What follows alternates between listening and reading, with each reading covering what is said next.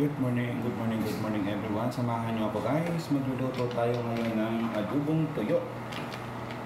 Adobong baboy na pinutuyo. Guys, magigisa muna tayo ng bawang at sibuyas. Sabay-sabay na natin ang bawang at sibuyas. Hintayin lang natin na medyo pumula yung ating bawang at sibuyas. At syempre, ilalagay na natin ang ating pork. Hinugasan ko po ng mainit ito guys para mawala ang kanyang dugo.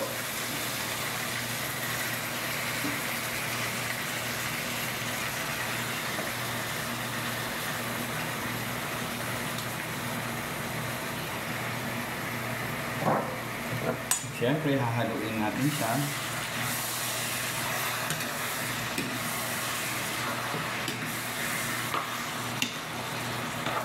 Right. At syempre, ilalagay na natin ang ating toyo.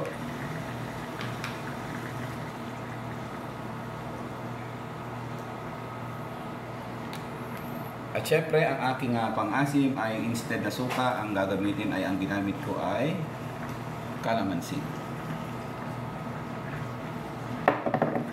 So, maglalagay na rin tayo guys ng paminta. Paminta powder ang gamit ko dyan guys. And then, ilalagay na natin ang ating bechin.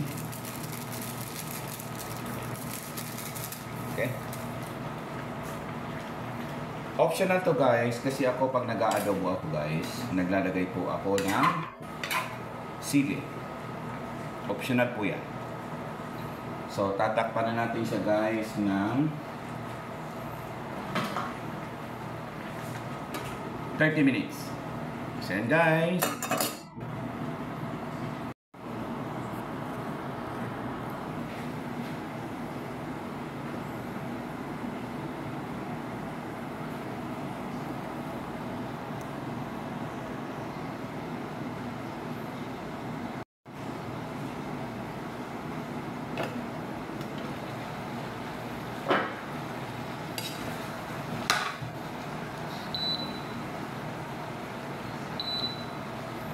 ito na guys, after 30 minutes, ayan, ito natin yung kanyang pinakatubig guys. Hindi po ako naglalagay dito ng tubig, ang nakakaluto lang po dito guys ay ito yung kanyang katas ng ating pork. So pwede na natin siya guys ilagay sa low fire.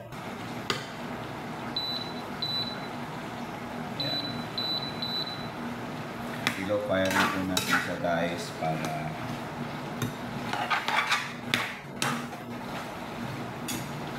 in lang po. So tatakpan ulit natin siya guys.